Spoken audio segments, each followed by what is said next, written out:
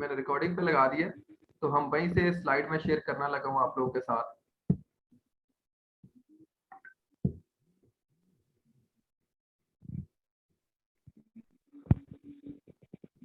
ये यहाँ से ठीक है।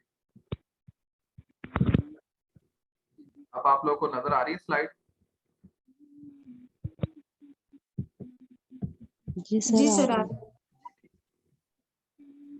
अच्छा जी, तो हम लोग पहुंचे थे जी प्रिंसिपल ऑफ इंडिविजुअलिटी पे। इंडिविजुअलिटी पे हमने देखा कि जो जेनेटिक्स है, एज है, और हमारा एक्सपीरियंस है, बॉडी साइज है, हेल्थ का स्टेटस है। हेल्थ का स्टेटस ये बड़ी जरूरी चीज है। जब भी आप किसी का डाइट प्लान या किसी का जो है वो एक्सरसाइज प्लान या ट्रेनिंग प्लान बनाते हैं, तो सबसे पहले उसकी हेल्थ देखते हैं कि उसको डायबिटीज तो नहीं है, उस बंदे को जो है वो हार्ट का प्रॉब्लम तो नहीं है, ठीक है, उसको किडनीज का इशू तो नहीं है, कोई लीवर की डिजीज तो उसे नहीं है।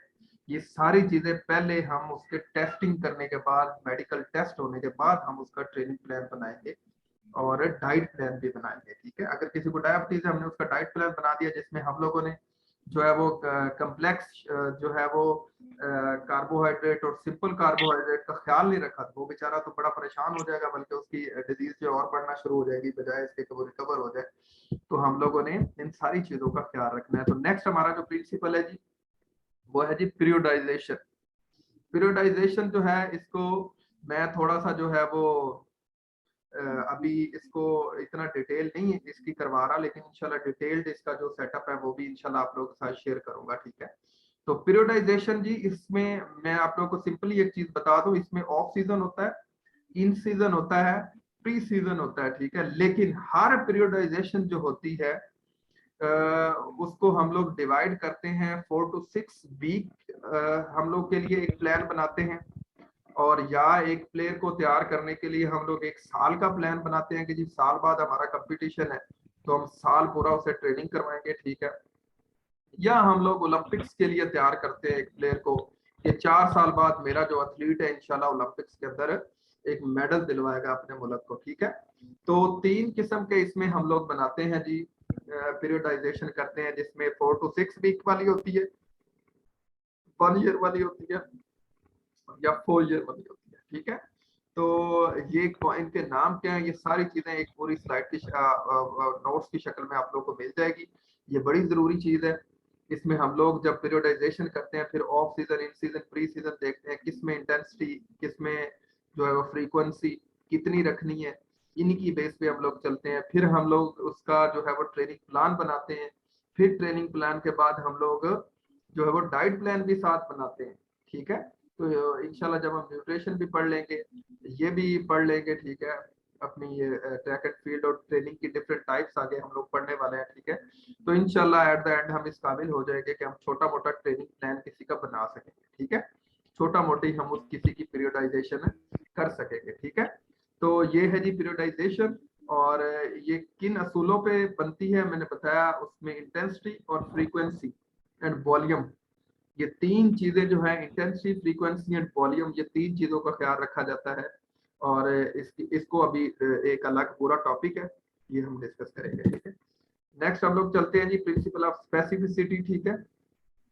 स्पेसिफिसिटी में हम लोग देखते हैं कि जब हम एक्सरसाइज करवाते हैं किसी को, तो स्टार्ट में तो हम लोग ऐसा करते हैं कि पूरी बॉडी जो है, लोअर बॉडी और अपर बॉडी की एक्सरसाइजेस करवाना शुरू करते हैं, वहां से स्टार्ट लेते हैं। मसलन जॉगिंग जो है या वॉकिंग जो है, ये पूरी बॉडी की एक्सरसाइज है, ठीक है।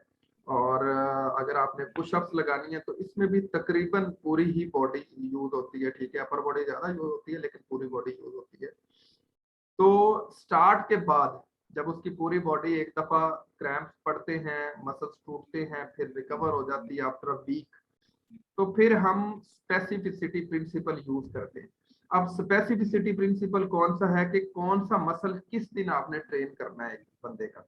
अपर बॉडी आपने रखी है, फर्ज करें 3 दिन आप अपर बॉडी पे काम करते हैं, अगले 3 दिन आप लोअर बॉडी पे काम करते हैं, या आप लोग बाजुओं और टांगों पे एक दिन काम करते हैं, फिर आप अपना जो ट्रंक एरिया उस पे काम करते हैं। तो यानी हम मसल्स को डिवाइड कर लेते हैं कि कौन कौन से मसल किस किस दिन हमने क्या करने हैं, ट्रेन करने हैं, ठीक है।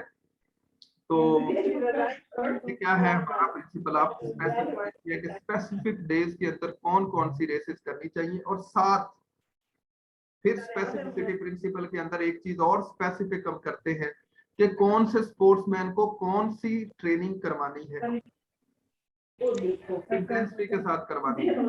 तो ये सारी चीजें भी हम लोग क्या करते हैं, प्रिंसिपल ऑफ स्पेसिफिसिटी में डिस्कस करते हैं। और लास्ट हमारा आज का जो है, आई थिंक ये नहीं, लास्ट सेकंड लास्ट हमारी जो स्लाइड है वो है प्रिंसिपल ऑफ FITT। FITT ये आप लोगों को फिंगरप्रिंट पे होना चाहिए अपने लिए भी, और पेपर में भी आने के थोड़े बहुत इसके मैंने देखा है कहीं ना कहीं सवाल आ जाते हैं, तो इसको भी आप लोगों ने याद रखना है। लेकिन मैं बताता हूँ कि कैसे याद रखेंगे। FITT प्रिंसिपल या फिट प्रिंसिपल इसे बोलते हैं। ये जो है वो वाली एक्सरसाइजेस जब हम करते हैं तो हम लोग पार्टिसिपेंट्स को ये बताते हैं कि F का मतलब है फ्रीक्वेंसी, मतलब आपने हफ्ते में 2 दिन एक्सरसाइज करनी है, 3 दिन एक्सरसाइज करनी है, 4 दिन एक्सरसाइज करनी है, 5 दिन करनी है या 6 दिन करनी है, और कितना आपने रेस्ट करना है। तो ये हाउ लॉन्ग यानी कितना टाइम आपने एक्सरसाइज करनी है। इसमें एक तो है वीक, फिर है ईयर्स, कितने सालों, मंथ आपने, फिर है मंथ, कितने मंथ आपने ट्रेनिंग करनी है, फिर हम डिसाइड करते हैं कितने ईयर्स। यानी 3 चीजें इसमें आ जाती हैं हाउ लॉन्ग में, फ्रीक्वेंसी के अंदर, कि हफ्ते में हमने कितने दिन रेस्ट करनी है, कितने दिन ट्रेनिंग करनी है। यही सेम महीने हमने कितने ट्रेनिंग करनी है, कितने महीने हमने रेस्ट करनी है। फिर ईयर्स में भी ये इस तरह का सीन है, ठीक है। और आगे है F का मतलब फ्रीक्वेंसी, और I का मतलब है इंटेंसिटी। इंटेंसिटी क्या चीज है, शिद्दत, कि कितनी सख्त, कितनी हार्ड एक्सरसाइज हमने करनी है, ठीक है। लो इंटेंसिटी यानी थोड़ी शिद्दत वाली एक्सरसाइज करनी है, या हाई इंटेंसिटी ज्यादा शिद्दत वाली एक्सरसाइज करनी है, या मीडियम इंटेंसिटी वाली करनी है जो ना ज्यादा हाई हो ना ज्यादा लो हो। तो आई का मतलब ये है, ठीक है। और जो टी है वो इसका मतलब है टाइम, ठीक है। टी का मतलब क्या है, एक टी का मतलब है टाइम और दूसरे टी का मतलब है टाइप। टी का मतलब जो टाइम है उसका मतलब ये है कि आपने कितने अरसे के लिए जो है वो, या किस टाइम आपने एक्सरसाइज करनी है, ठीक है। उसमें आप टाइम अपना मुय्यन कर लेते हैं कि आपका प्लान जो है वो आप 4 to 6 मंथ वाला प्लान है, या 1 ईयर वाला है, या 4 ईयर वाला है, ठीक है। और फिर इसमें टाइप है कि कौन सी किस्म की एक्सरसाइज, यानी कौन से स्पोर्ट्समैन को कौन सी टाइप की एक्सरसाइज आपने करवानी है, ठीक है। तो ये है जी। तो इस तरह FITT जो हमारा है, फ्रीक्वेंसी, इंटेंसिटी और टाइम एंड टाइम, ये चारों चीजें जो है वो क्या हो रही है, ये माइक ऑफ कर दें, ये चारों चीजें हमारी क्या हो रही है,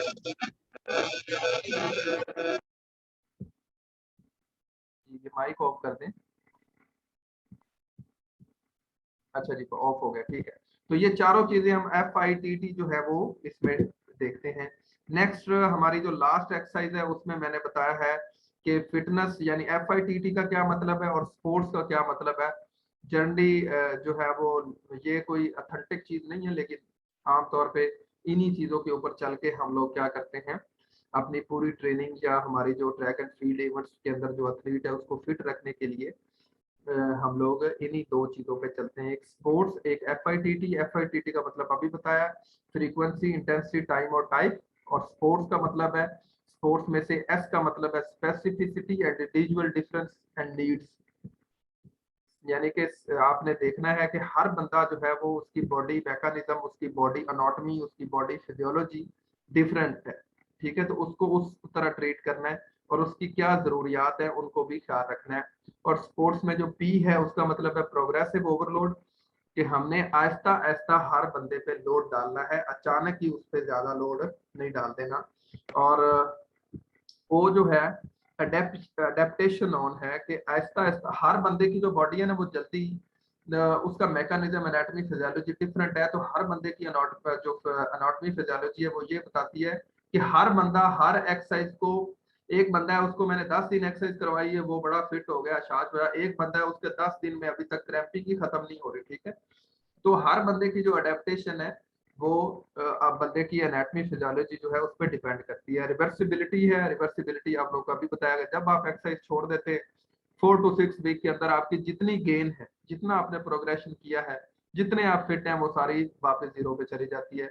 और वेरिएशन है, टी जो है वो उसको हम लोग वेरिएशन के तौर पे लेते हैं, यानी कि वेरिएशन का जो टी होता है उसके तौर पे लेते हैं कि हर बंदा जो है कि जो एक्सरसाइजेस है, हर गेम की जो एक्सरसाइजेस है वो वेरी करती रहती हैं, ठीक है। और हर बंदे को आप बोर ना करें एक्सरसाइज करवाते हुए, उसके लिए डेली बेसिस पे आप नई नई एक्सरसाइजेस प्लान करें, ठीक है, वेरिएशन दें ताकि वो बंदा जो है वो बोर ना हो एक्सरसाइजेस करते हुए और आपको के साथ वो जुड़ा रहे, ठीक है। और ये सारी चीजें रेस्ट एंड रिकवरी प्रिंसिपल के तहत चलती है। अच्छा जी, रेस्ट एंड रिकवरी प्रिंसिपल जो है ये भी एक पूरा प्रिंसिपल है, ठीक है, कि आपने कितनी रेस्ट करनी है, कितना आपने रिकवर करना है। ये मैंने उधर इसलिए नहीं दिया क्योंकि ये जब हम इंशाल्लाह ऑफ सीजन, इन सीजन, प्री सीजन, यानी कि हम लोग अपने साइकिल बनाएंगे पीरियडाइजेशन के, तो उसमें हम लोग रेस्ट एंड रिकवरी को डिस्कस करेंगे, ठीक है। तो ये भी इस तरह हमारा जो आज का टॉपिक है ये इतना था। आपने इसको वार्म अप टॉपिक के तौर पे लेना है और मजीद आगे हम लोग इंशाल्लाह पूरा इस पे काम करेंगे। अभी आप लोग अपने माइक को ऑन करके मुझसे जो है वो क्वेश्चन कर सकते हैं।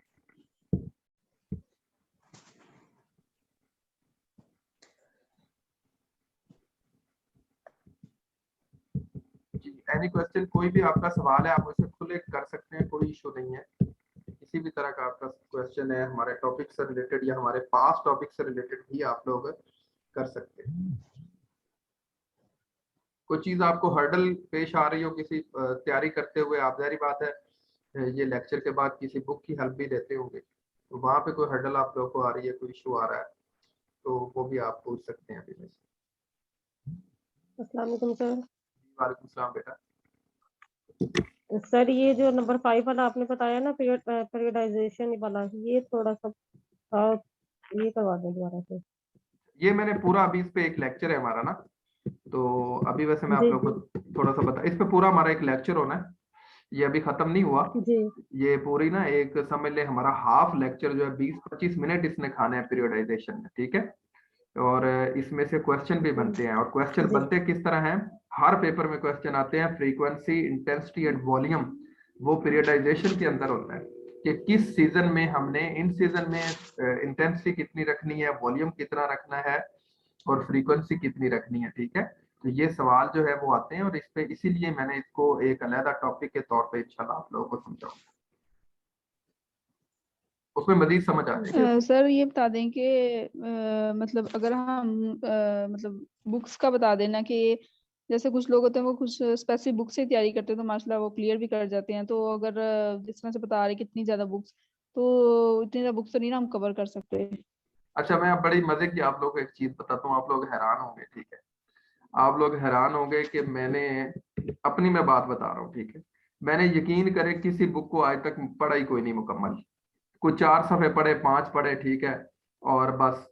मैं आप लोग को हकीकतन एक बात बता रहा हूँ कि आप जब ये अपना पूरा सिलेबस, जितना जल्दी मैं चाहता हूँ ये आप कवर कर लेंगे, आपके एक दफा सर से गुजर जाएगा, आपके जो है वो चीजें इसमें से आप इंशाल्लाह, ज्यादा नहीं तो इंशाल्लाह 60-70% आपकी चीजें जो है वो आप लोग को दोबारा आ जाएंगी आपके माइंड में, फिर आप जब बुक पढ़ेंगे, ठीक है।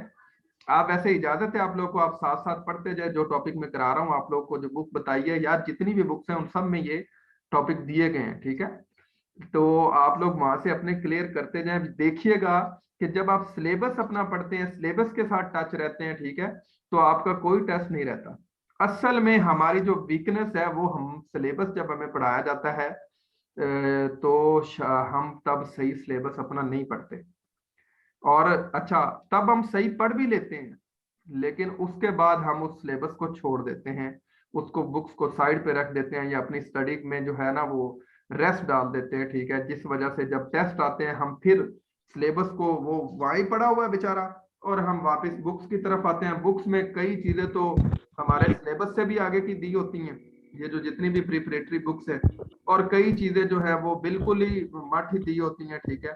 तो वो इतनी ज्यादा चीजों को देख के हम मजीद जो है वो स्ट्रेस का शिकार हो जाते हैं, ठीक है, और हमारा टेस्ट जो है वो क्लियर नहीं हो पाता। मैं बता दूं आप लोगों को, जितने लोग टेस्ट क्लियर करते हैं ये सिर्फ बुक्स पढ़ के टेस्ट नहीं क्लियर करते, इनका सिलेबस बहुत अच्छा होता है, इन्होंने या तो यूनिवर्सिटी में अच्छा किया हो या बाद में खुद मेहनत करके किसी से सीख के इन्होंने जो है वो अपने सिलेबस को तगड़ा किया होता है। अब देखें ना, ये पीरियडाइजेशन वाला क्वेश्चन है। आप लोग के एमसीक्यूज अभी बुक आप निकालेंगे, आप लोग प्रिंसिपल कोई भी बुक है सब में ये टॉपिक दिया हुआ है, यकीन करें आप वहां निकालेंगे इसके तकरीबन 100 क्वेश्चन आप लोगों को मिल जाएंगे। लेकिन जब आपने उसको समझा ही नहीं, उसकी डिसिप्लिन, उसकी तरतीब ही आप लोगों के ज़हन में नहीं है सिलेबस में जो आपने पढ़ा है, तो वो आप सवाल रट्टा ही लगाएंगे, उनको आप उस तरह क्लियर नहीं कर पाएंगे। तो ये थोड़ा सा मसला है। आप थोड़ा सा इस बात को इंशाल्लाह फोकस करें, इंश्योर करें। और ये आपके लोगों के पास कोई मैं लालच वाली बात नहीं कर रहा कि पैसों वाली बात कर रहा हूँ कि हम लोग शायद पैसे लेके आप लोगों से जो है वो एकेडमी चला रहे हैं या आप लोगों को समझा रहे हैं, पढ़ा रहे हैं, ऐसी बात नहीं है। ये यकीन करें, अगर आप मुझसे पूछे, मेरे दिल से पूछे, तो मैं बड़ा जो है वो खुश हूँ इस बात से कि हमारे लोगों को जो है वो एक प्लेटफॉर्म मिला है कि जिसमें बैठ के वो अपना सारा सिलेबस भी रिवाइज कर सकते हैं और बहुत सारी चीजें अंडरस्टैंड भी कर सकते हैं। तो आप सिलेबस पढ़ें, मुझे आप लोगों से भी ज्यादा फिक्र है। और जब आप लोग इंशाल्लाह कामयाब हो गए, यकीन करें, तो यही असल में हमारी सक्सेस होगी। अस्सलाम वालेकुम सर। जी वालेकुम अस्सलाम। सर आपके लेक्चर के साथ क्या बुक्स पढ़ना जरूरी है? कोई इशू नहीं है, आप ना पढ़ें, आप अपने इसी लेक्चर को तैयार करें। आप लोगों के पास अगर आपने एमएससी की हुई है, अगर या आपने एमए किया हुआ है, तो ये सारा वहीं से सिलेबस है, उसी का ही सिलेबस है। आपके पास वो ज़ाहिर बात है मवाद पड़ा होगा, उसको दोबारा पढ़ ले, कोई इशू नहीं है। जी अगर सर। आप बुक जो है वो साथ पढ़ना चाहते हैं तो आप पढ़ें, आप मजीद आप लोगों को पता चलेगा कि अच्छा ये हमने पढ़ा था। आप लोगों के पास वो बुक वाले जितने भी सवाल हैं वो आप लोग के इजी से इजी होते जाएंगे। आप लोग की जनरल अंडरस्टैंड, जी अगर वो घुमा के भी सवाल पूछेगा, जब आप सिलेबस में अच्छे होंगे तो वो आप कर लेंगे उसको। अच्छा, सम टाइम ऐसा जी होता है सर। कि जब मैं बताऊंगा ना आप लोगों ने पेपर किस तरह से हल करना है, तो उसमें आप लोग, मैं ये चीज आप लोगों को बताऊंगा कि सम टाइम ऐसा हो रहा होता है कि आप लोगों को चारों सवालों का जवाब नहीं आ रहा होता, लेकिन एक आध सवाल आप लोगों को लग रहा होता है, एक जो या एक ऐसा होता है दरमियान में ऑप्शन कि आप बार बार आपका माइंड उधर जा रहा होता है। फिर हमने क्या करना है, ये सारा इंशाल्लाह तब हल होगा, सॉर्ट आउट होगा, जब आप ये सारा कुछ इंशाल्लाह साथ साथ पढ़ेंगे, साथ साथ अपनी जो क्वेश्चन है आप लोगों के पास उनको आप सॉर्ट आउट करते जाएं। लाजमी नहीं है बहरहाल मेरे ख्याल में, लेकिन आप लोग पढ़ें। जब आप लोग ज्यादा से ज्यादा पढ़े, कस्टर्ड पोस्ट आप लोगों ने लेनी है, तो मेरा ख्याल है आप लोग को बहुत अच्छा पढ़ें। ये एक जॉब आप लोग को अल्लाह ताला दे देगा इंशाल्लाह। हमारा जिस तरह के थोड़े मुल्की हालात है, तो आप लोगों की बहुत सारी मुश्किलात हल हो जाएंगी। अस्सलाम वालेकुम सर। सर मैंने आपसे पूछना था, हबीबा बात कर रही हूँ। मैंने पंजाब यूनिवर्सिटी से मास्टर्स किया है, एमएससी। तो अब ये मतलब आज मेरा पहला ही लेक्चर है जो मैं आपसे ले रही हूँ। तो ये जितनी भी तकरीबन आप चीजें पढ़ा रहे हैं ना, जाहिर है मैंने वो मास्टर्स पीयू से किया है, तो ये सारी चीजें पढ़ी हैं मैंने। और जितने भी आपने पढ़ाई हैं तो मुझे बड़ी वो लग रही है कि हाँ मुझे आता है आता है आता है। मैं अब ये पूछना चाह रही हूँ, यानी ये चीजें तो समझ ले मुझे कॉन्सेप्ट है, फिर मैंने सीटीआई की जॉब भी की है, तो वो ये सारी चीजें मतलब मेरे लिए बड़ी बेसिक्स लग रही हैं। तो आप क्या सजेस्ट करते हैं कि मैं फर्दर किस तरह तैयारी करूं? अपना जो कोर्स है उस पे मुझे काफी हद तक ग्रिप भी है, लेकिन लास्ट जो बीपीएससी का पेपर दिया है वो क्लियर नहीं हुआ। उसमें 2 नंबर मेरे कम थे। 2 पेपर दिए? हाँ ठीक है। हाँ, वो एक तो पहले कैंसिल हो गया तो उसमें ठीक उम्मीद है। भी नहीं थी, टू बी वेरी ऑनेस्ट। ठीक जो है। दूसरा दिया था उसमें था कि हाँ मेरा अच्छा हुआ है, लेकिन वो क्लियर नहीं हुआ। तो मैं आपसे पूछना ये चाह रही हूँ कि और किस तरह तैयारी की जाए? एक तो आपके नोट्स जो आप पढ़ाएंगे, ज़ाहिर है क्लास लूंगी मैं, इसको पूरा फोकस से काफी पॉइंट्स ऐसे होंगे जो मुझे नहीं भी पता होंगे। फिर जो मेरा कोर्स है मैं उस पे भी मुझे काफी हद तक ग्रिप है। इसके अलावा मैं ऐसे क्या तैयारी करूँ जी मैं जिसमें बताता हूँ। कोई गुंजाइश ना रह जाए? जी मैं बताता हूँ आपको, बिल्कुल बताता हूँ। देखिए मैं भी पंजाब यूनिवर्सिटी से पढ़ा हूँ, ठीक है। 2013-15 मेरा बैच था। और बुरहान जौहर आपके क्लास फेलो थे? जी बुरहान जौहर? नहीं नहीं, वो मेरे क्लास का नहीं। अच्छा, 2013-15 मेरा सेशन था। मैं भी पीयू से पढ़ा हूँ। जो कुछ सीखा है हमने वहां से ही सीखा है। और मैंने आपको सच बताऊं तो पीयू से पढ़ने के बाद मैंने 70% नॉलेज खुद गैदर किया है सेल्फ स्टडी से। मुख्तलिफ किताबें पढ़ के, मुख्तलिफ जो है वो गूगल से जितनी साइट्स हैं ऐसी, उनकी हेल्प लेके, ठीक है। मुख्तलिफ और बुक्स पढ़ के जो हमारे सिलेबस का हिस्सा होती हैं, ठीक है, छोटे यानी फर्स्ट ईयर सेकंड ईयर, तो मैंने ये सारा मवाद, एक नॉलेज जो है ना, वो इस तरह मल्टी डायमेंशनल होके गैदर होता है। जो हम यूनिवर्सिटी में सिलेबस पढ़ाते हैं सिर्फ वो ही नहीं होता, ठीक है, उसमें थोड़ा सा आगे जाना पड़ता है हमें।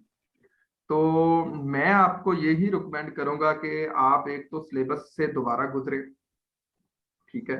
उसके साथ साथ यस सर। मैंने बुक एक बताई है, वो एक बुक ही अगर आप सही तरह से पढ़ ले, वो बुक मैंने इसलिए लगवाई है, एक तो उसमें मवाद अच्छा दिया हुआ है, दूसरे नंबर पे उसमें गलत आंसर्स के जो है वो बहुत कम रेशो है, यानी कोई मेरे ख्याल में कोई 1-2% उस पूरी बुक के अंदर जो है वो गलत आंसर दिए होंगे, तो आप सर कंफ्यूज काइंडली नहीं कौन होंगे। सी बुक?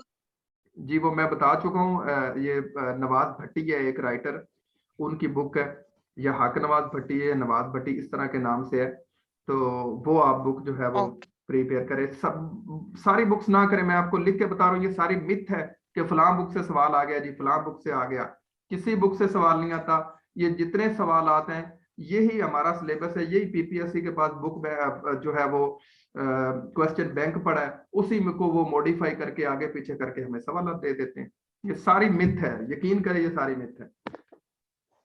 इससे पिछली पीपीएससी में मैंने शफकत रसूल साहब की बुक से प्रिपरेशन की थी, मुझे नहीं लगता कि उनमें से कोई एक भी एमसीक्यूज आया बेटा होगा। ये मिथ है, मैं हाँ, बता ट्रैक रहा एंड हूँ। फील्ड से कुछ एग्जैक्टली जो सिलेबस आपने कुछ जो आपको कॉन्सेप्ट है ना, वही आप कॉन्सेप्ट की बेस पे जी ये पेपर शहजाद सॉल्व कर भाई हैं, सकते शहजाद हैं। भाई ने हैंड रेस किया हुआ। जी आप जरूर सवाल करें, मेल साइट से मुझे सवाल बहुत कम आते हैं हमेशा, ये मेरा गिला है इनके साथ।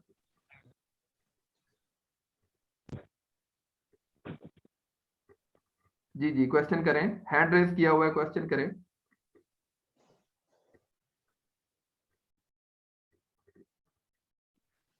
ये हैंड रेस किया हुआ है, आपने क्वेश्चन करें। जी कोई और सवाल है, कोई और करना चाहता है? सर मेरा ये ख्याल है कि हम लोगों ने जो सिलेबस हम पढ़ रहे हैं, काफी चीजें हम लोग जो फर्स्ट ईयर सेकंड ईयर ये इतने साल जो पढ़ा है वो सारा मतलब तकरीबन हमें पहले पता है, लेकिन ये कि हम भूल जाते हैं। और हाँ दूसरा जी ये हाँ जी, कि जो मैं बताता टीचिंग जो हूँ खुद को बेटा, मैं पढ़ाने आप जो इसके मेथड है सवाल का उससे बहुत जवाब मैं जल्दी। देता हूँ आपको। ये जो हम लोग ना पढ़ लेते हैं, लेकिन हम उसको अपना उठना बैठना खाना पीना एक हमने मास्टर किया है ना किसी में, तो मैं आप लोगों को बताता हूँ कामयाबी की कुंजी क्या है। जब आप किसी चीज में मास्टर करते हैं, हायर एजुकेशन हासिल करते हैं, तो आपका एटीट्यूड, आपका उठना बैठना, उस जो एजुकेशन आपने हासिल की है, वो स्पोर्ट्स की थी, केमिस्ट्री की है, फिजिक्स की है, बायो की है, उसके मुताबिक होना चाहिए। इसका मतलब ये है कि उठते बैठते आप अपने जो फील्ड ऑफ स्टडी है उसके साथ टच में रहे। हम टच में नहीं रहते, जिस वजह से ये प्रॉब्लम आती है। जी जी और कोई सर, दूसरा ये है भी जो है ना कि क्वेश्चन अगर करे? हम मतलब सर ये ट्रैक बनाने का बताएंगे आपके कैसे बनता है?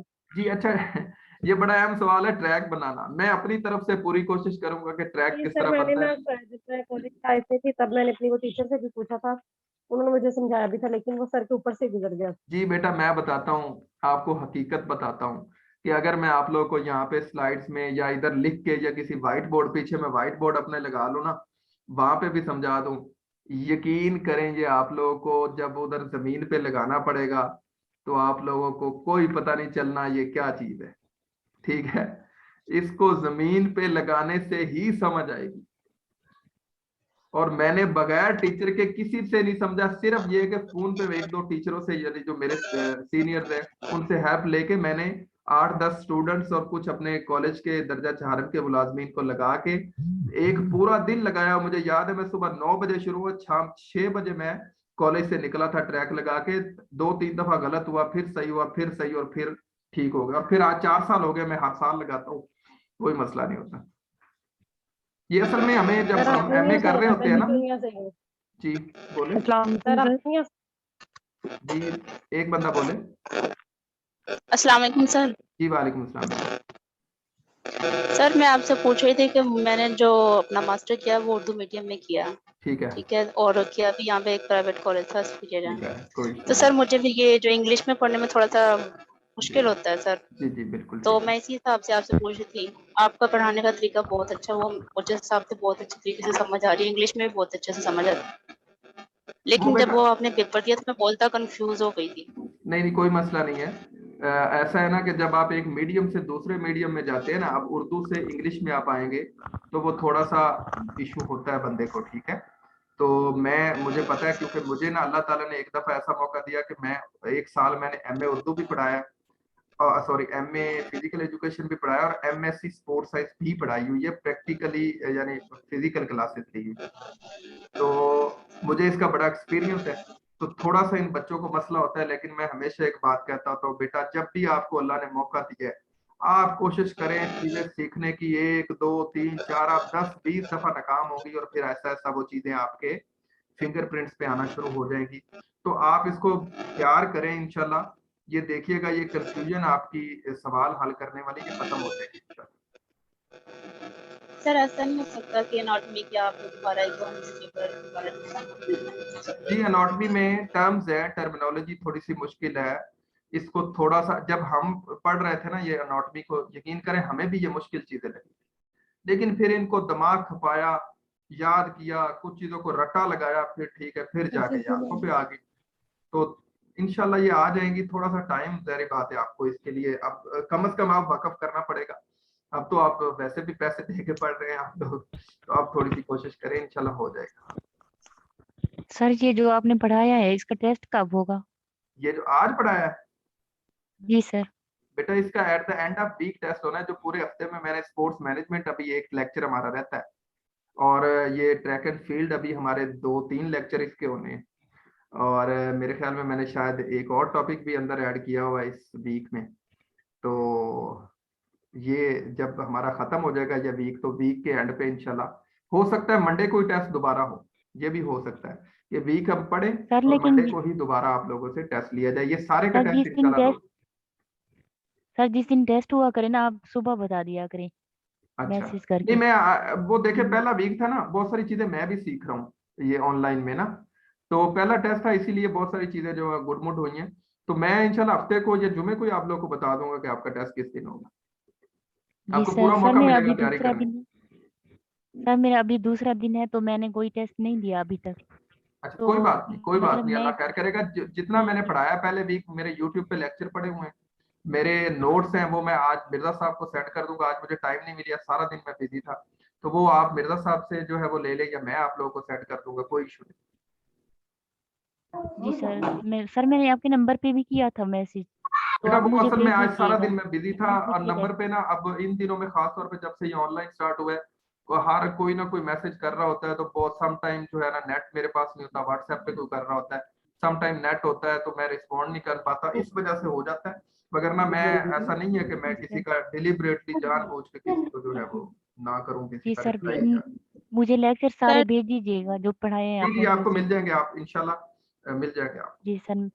जी जी, कोई इंशाल्लाह और धन्यवाद। सवाल है? मैं एंड सर करने लगा हूँ मीटिंग। एनाटॉमी की सर ये जो नॉट बान है ये बहुत ज्यादा डिफिकल्ट है, जी जी। तो सर मेरी समझने में आपसे बहुत ज्यादा, रिक्वेस्ट है कि आप वर्डिंग भी एनाटॉमी बहुत ज्यादा दोबारा करवा टफ दें। है। अनाटमी दोबारा करवा दूं? Yes sir. अच्छा अच्छा एनाटॉमी बहुत ज्यादा टफ लगती है, इसकी वर्डिंग नहीं सर समझ ये थोड़ी आ सी रही। टफ लगी है। अच्छा, मैं अनाटमी दोबारा, जी ठीक है आप लोग, मैं ये है कि लेकिन इसमें आप लोगों को मेरी एक बात माननी पड़ेगी, ये मैं एंड पे करवाऊंगा। एंड पे करवाऊंगा तो पेपर भी करीब होगा, तो आप लोगों को जल्दी समझ भी रहेगी, और पेपर में आप भूलेंगे भी नहीं, जल्दी हो जाएगा। ठीक है, तो इंशाल्लाह इस पे एक वीक लगा देंगे। जी सर ये ठीक है। Okay sir. सर पेपर कब होगा? अच्छा, मैं बता चुका हूँ पेपर मार्च में एक्सपेक्टेड है, मार्च के एंड पे, 15 मार्च के बाद। तो आप लोग मेंटली तौर पे तैयार रहें, क्योंकि अभी किसी का टेस्ट प्लान ही नहीं हुआ जो अभी लास्ट टाइम आए थे। ठीक है, तो पहले वो टेस्ट होंगे, फिर हमारा तो बाद में सीटें अनाउंस हुई है फिजिकल एजुकेशन की। ठीक है, तो वो बाद में ही होगा इंशाल्लाह। अस्सलाम वालेकुम सर। जी वालेकुम सलाम। लास्ट क्वेश्चन है जी आज का। हाँ जी। सर मैं जो डेली आप करवा रहे हैं ना लेक्चर और सिलेबस दे रहे हैं, मैं फुल कंसंट्रेशन के साथ ना उसी की प्रिपरेशन कर रही हूँ, और अल्हम्दुलिल्लाह मेरी एनाटॉमी की बहुत अच्छी तैयारी हो रही है। माशाल्लाह। तो सर आपके ख्याल से मेरी ये कंसंट्रेशन ठीक है ना, कि मैं अदर बुक्स की तरफ जाने से पहले जो आप दे रहे हैं वो करूँ? जी जी, आप करें, बिल्कुल करें, लेकिन अगर आपके पास टाइम है, अब देखिए आप मेरा ये जो मैं सिलेबस पढ़ा रहा हूँ, ये आप 2 से 3 घंटे लगाए ना, तो ये आप अच्छी तरह तैयार करके अपने फिंगर पर बैठ सकते हैं। लेकिन आपने तो ज्यादा घंटे, मैंने पहले दिन बताया था कि 6 से 7 घंटे पढ़ना है आप लोगों ने। तो जो बाकी टाइम जी है वो सर। आप, जो मैंने बुक रिकमेंड की, या कोई भी आप लोगों के पास बुक है, वहां से यही टॉपिक खोले, उसी के एमसीक्यूज पढ़े, आप लोग को समझने में आसानी रहेगी। सर एक्चुअली मैंने पहले उर्दू में पढ़ा है, तो अब मैं इंग्लिश में कर रही हूँ, लेकिन मैं अपनी फुल कंसंट्रेशन के साथ कर रही हूँ, इसलिए मेरे 4 से 5 घंटे ऑलरेडी लगते हैं। हाँ जी, इतना टाइम लगना है, ये मैं बता रहा हूँ, 5 से 6 घंटे लगने हैं, ये देने पड़ना है जी आपको इतना सर। टाइम। तो सर मैं दे रही हूँ, तो उसके अलावा अगर मैं पढूं तो फिर वो जो आपने बुक रेकमेंड की है वो पढूं? वही पढ़ ले, कोई भी बुक पढ़ ले। मैंने वो बुक इसलिए रिकमेंड की थी बेटा कि उसमें मुझे लगता है कि चीजें बहुत अच्छी दी हुई हैं। सारी बुक्स पढ़ने का फायदा नहीं है, वही चीजें हैं, आप उसी को पढ़े। उसमें आंसर्स के जो जवाब हैं, क्वेश्चंस के जो जवाब हैं, वो भी गलत नहीं ज्यादा दिए। बहुत सारी बुक्स में तो गलत जवाब दिए हुए, बंदा कंफ्यूज हो जाता है उसमें। हत्ता कि गूगल पर बहुत सारी चीजें ऐसी पढ़ी हैं जो ठीक नहीं है, वो उनके गलत दिए हों, क्योंकि हमारी फील्ड में काम ही बहुत कम हुआ है। सर वो बुक टफ भी बहुत ज्यादा है। Thank you sir. इसीलिए 6-7 घंटे देने पड़ेंगे ना। तो सर मैं इसीलिए आपसे पूछना चाह रही थी कि मैं डबल माइंड नहीं होना चाहती, मैं एक नहीं ही नहीं चीज नहीं, रखना डबल चाहती माइंड हूँ। बिल्कुल भी नहीं होना। मैं बता रहा हूँ, आप मेरा टॉपिक तैयार करें और साथ मेरे ही टॉपिक के जो एमसीक्यूज है वो उस बुक से आप तैयार कर ले, बस वेरी सिंपल। जी ठीक है, थैंक यू सर। जी ठीक है, अल्लाह हाफिज, अपना ख्याल रखिएगा। अल्लाह हाफिज। इंशाल्लाह आप लोग मेहनत करेंगे, हार्ड वर्क करेंगे, जिंदगी में आगे बढ़ेंगे, ठीक है। आगे बढ़ने वालों को, हरकत करने वाले जो है वही जिंदा रहते हैं। तो मैं उम्मीद करता हूँ आप चलते रहेंगे अपनी सही राह पे। अल्लाह हाफिज, अपना ख्याल रखिएगा।